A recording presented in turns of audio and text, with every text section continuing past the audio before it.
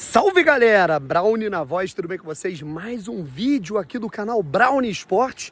Já que eu tô nessa pegada dos vlogs, por que não também dar aqui as minhas opiniões, fazer os meus comentários aqui, né, sobre os principais assuntos, né, da semana e como não repercutir convocação da seleção brasileira, convocação de Carlo Ancelotti.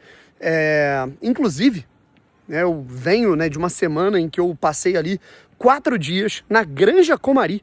Eu sou de Teresópolis, né, e estive numa imersão com a CBF. A CBF está mudando muitas coisas. Eu vejo que pela primeira vez ela está olhando para si e falando, cara, a gente precisa de uma reformulação. E não é só calendário, não é só fair play financeiro, não é só gestão do brasileiro, é como um todo, sabe? Entendendo que o futebol brasileiro, né, a conexão com o torcedor, ela precisa ser resgatada, enfim.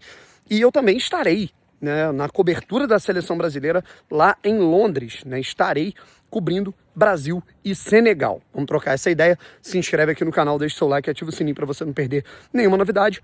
Primeiro de tudo, que já estamos aqui com o casaquinho da Champions, né? O que indica que é a semana de UEFA Champions League. Palpite com responsabilidade lá na KTO, o link tá aqui na descrição para você ver as melhores chances, né, e oportunidades nessa rodada em que a gente vai ter simplesmente Real Madrid e Liverpool e Bayern de Munique e Paris Saint-Germain. E fique ligado que nos próximos dias a gente vai ter simplesmente um apanhado, né, de Cabo Verde, né, da classificação cabo-verdiana para a Copa do Mundo, de imagens brutas ali que não foram para o nosso vlog. E a gente falou, cara, tem muita imagem muito maneira que dá para aproveitar, né? Então, bora fazer isso? A gente pegou e aproveitou.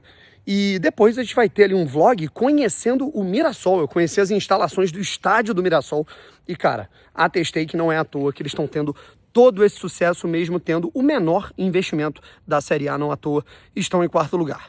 Vamos lá, família, vamos falar aqui sobre convocação da seleção brasileira, vamos dinâmico mesmo, né? E aí a gente estabelece ali os pontos na reta final que são curiosos, né? Goleiros, Ederson, Bento e Hugo Souza. Me preocupa a questão dos goleiros, tá, gente?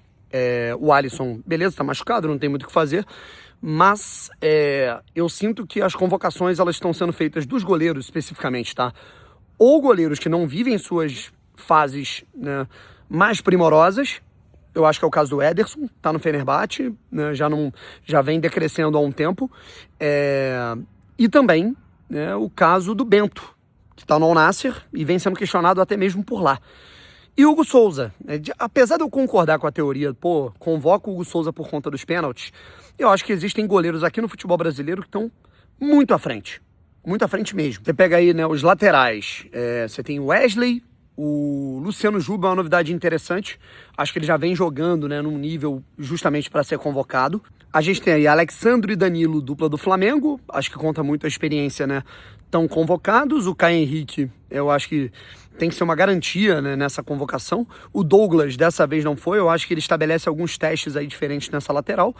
O Wesley, como eu já vinha dizendo, além do PH, né, que parece que conquistou ali a comissão técnica com esforço, com bom rendimento, né, e dessa maneira a gente tem aí o PH sendo convocado novamente, ele que marcou gol, né, contra o Japão. Vamos pegar aqui os zagueiros, né, aí a gente vai para o nosso primeiro comentário.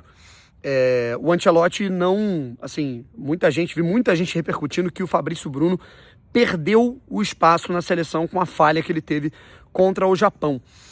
Apesar de eu achar imediatista, né, eu senti que poderia ter algum tipo de efeito com a fala do Casemiro, capitão, que ele falou que erros assim não são aceitáveis, né, que é nesse tipo de ocasião que se perde uma Copa do Mundo, né, então eu pensei que isso pudesse influenciar de alguma maneira. Eu não gostei da postura do Fabrício Bruno, meio arrogantão, assim, na zona mista, falando, não, que não sei o que, isso não me define. O que eu tenho que fazer ali é admitir que ele errou e valeu, vida que segue. Mas eu também sou contra o massacre, né? Ficar dando porrada num jogador que tem qualidade só porque ele falhou, né? Então o Ancelotti dá esse recado, né? Beleza, você continua tendo a nossa confiança, você tá convocado aqui. Até porque ele não dá ponto sem nó, né? Eu acho que ele sabe, né, que se um jogador de confiança, vamos dizer que o Vinícius Júnior erra um pênalti, o Casemiro entrega uma paçoca e sai o gol, ele não vai poder deixar de convocar o Casemiro por isso, tá? Então assim, a gente tem também o Marquinhos, o Gabriel Magalhães e o Militão. Apesar de eu ter gostado da atitude da convocação do Fabrício Bruno, eu teria convocado o Thiago Silva. Eu sou entusiasta da volta do Thiago Silva por uma questão que a gente até vê acontecendo agora na volância. A gente vai até para esse tema. Casemiro, Fabinho, essa é a novidade. O Fabinho, se eu não me engano, gente, ele não era convocado desde o ciclo Tite, desde a era Tite. Né? Saiu do Liverpool, foi pro Al Ittihad, continua jogando bem, mas é um outro mundo, um outro nível. Andrei Santos, Bruno Guimarães e Paquetá. Sobre esses nomes aí que foram convocados, eu acho que está dentro do protocolar. Né? Eu acho que a gente vive ali... A gente tem jogadores de bom nível, né? A nível de favoritismo ali, que eles estão numa boa média, né? Mas a gente não tem aquele diferencial dentro do meio campo. Isso é uma carência que o Brasil vai ter que suprir a médio prazo, né? Médio e longo prazo. Eu acho que ao longo dos últimos anos a gente pegou os nossos jogadores mais criativos, que, por exemplo, a Argentina potencializa como 10, né? Como esse homem livre, e a gente ou transforma em terceiro homem do meio campo, transforma em volante, ou então a gente transforma em ponta. Né? Isso é um grande problema. Enfim, mas essa questão o próprio Casemiro, ele deu uma entrevista antes dos jogos, né? E perguntaram para ele: quem você convocaria, né, para ser o seu substituto, para ser o seu, assim, caso, porque realmente, né, a gente não tem na convocação, né, esse substituto, esse primeiro volante, e o Casemiro respondeu assim, bate pronto: Fabinho. Bom, gente, atacantes, a gente tem o Vinícius Júnior, né, o Matheus Cunha, que está aos poucos se adaptando e jogando muito bem com a camisa do United, João Pedro, Estevão, Rodrigo, Richarlison, jogadores de confiança. O Rodrigo não vem sendo titular absoluto do Real Madrid, mas é um cara de confiança do Ancelotti. Outro cara de confiança do Ancelotti, talvez até ali pelo, sabe, acho que pela maneira que ele se identifica com a seleção brasileira, acho que pela a relação que ele tem com a seleção, de levar a coisa a sério, eu acho que o Richarlison, ele ganha muito com isso, sabe? Eu acho que tecnicamente, hoje, eu vejo um 5 centroavante na frente do Richarlison, né? Seja Pedro, que tá machucado, Igor Jesus, mas tem vários, assim. Né? O próprio Endrick, mesmo que não esteja jogando, mas eu acho que o Richarlison ganha essa confiança do Ancelotti por ser um cara, assim, que é uma liderança em termos de... Você sente que o Richarlison, ele tem tesão de estar na seleção brasileira. E eu acho que ele ganha a confiança do Ancelotti com isso. E a outra boa notícia que eu encaro é o Vitor Roque. Acho que o Vitor Roque... Talvez o Pedro fosse convocado, tá? Se ele não tivesse machucado o braço. Mas o Vitor Roque ganha a oportunidade, eu acho que é um recado, sabe? A gente ter tido a presença do Vitor Roque nessa convocação. É um recado sobre a decisão, né? Se você pega ali, sei lá, nos últimos 5, 10 anos, a primeira coisa que o jogador pensa, né? Que o discurso, o terreno criado porra, eu vou fazer ali alguns joguinhos no profissional e o mais rápido possível eu vou para a Europa, né? Qualquer que seja o espaço. E olha que o Vitor Roque não foi nem para qualquer lugar, o Vitor Roque foi para o Barcelona.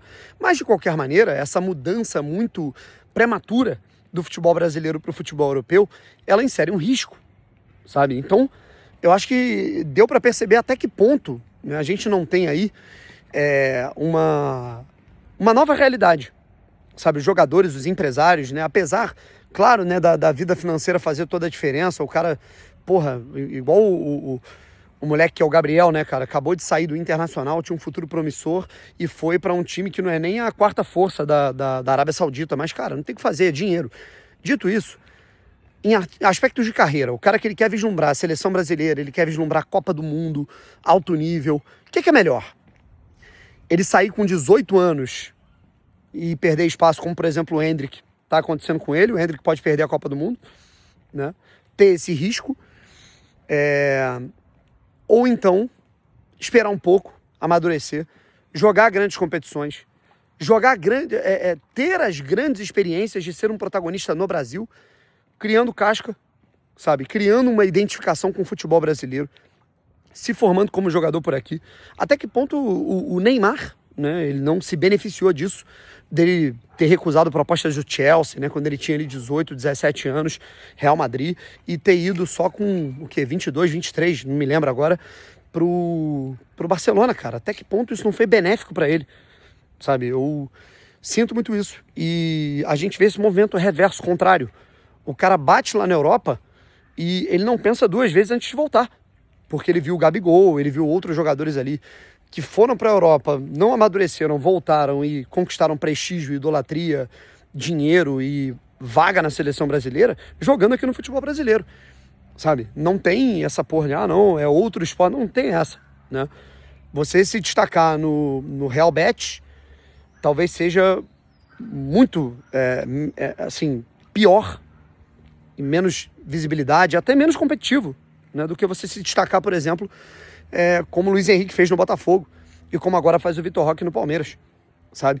Você ganha mais visibilidade, você joga jogos maiores, então você tá com a cabeça atrelada em atacar, em vencer, em disputar, e isso para a seleção brasileira é muito importante, né? Você vai contratar um jogador que ele tá, sei lá, no Wolverhampton, que ele só pensa em defender, e a luta dele é brigar para não cair, e ele não joga nenhuma final, nenhuma semifinal, né? Ele não tem a disputa, sabe? Eu sinto que isso é muito importante e acho que isso pode representar um futebol brasileiro mais forte na medida em que os grandes craques aí que forem surgindo, eles... É claro que você tem as unanimidades como o Estevão, né? Mas talvez eles pensem duas vezes antes de... Putz, né? Vou sair agora para ir para um tiro no escuro na Europa, não é melhor eu me consolidar aqui no futebol brasileiro e ir ganhando meu espaço por aqui? Então, é isso. Eu farei algumas alterações, né, na lista, mas você vê que a gente tem alguns nomes repetidos, você vê que a gente tem alguns nomes que são nitidamente para dar experiência, e você tem alguns nomes que eles vão ganhando a sua minutagem, né, a sua conquista de espaço, né? Neymar acabou de voltar de lesão. Eu, obviamente, me preocupo com essa situação, cara, porque, assim, eu não concordo, na mesma maneira que eu não concordo que é Neymar e mais 10, eu também não concordo em não levá-lo, sabe? Eu acho que o Neymar é muito importante e sinto que uma ausência dele, acho que não é boa, porque acho que não há essa passagem de bastão. Acho que o Neymar, claro que ele vai ter que fazer por onde, tem as lesões, mas eu espero muito que o Ancelotti o convoque para os jogos de março. Inclusive o Rodrigo Caetano já deixou claro que vão ser mais 2 jogos antes da Copa do Mundo, contra a França e Croácia. Um vai acontecer no Maracanã e o outro vai acontecer nos Estados Unidos. E eu espero muito que o Neymar esteja nessa lista, né? Mas para isso, a gente vai ter que vê-lo jogando com minutagem, constância, qualidade que ele tem. Mas eu acho que para isso ele vai precisar sair do Santos, essa é a minha opinião. Tá legal? Enfim, quero saber a sua opinião sobre a convocação da seleção brasileira. E tamo junto e explana aí pra geral que agora, ó, o Brownie tá fazendo umas análises e já fica ligado nos próximos vlogs, meu irmão, que estão muito maneiros.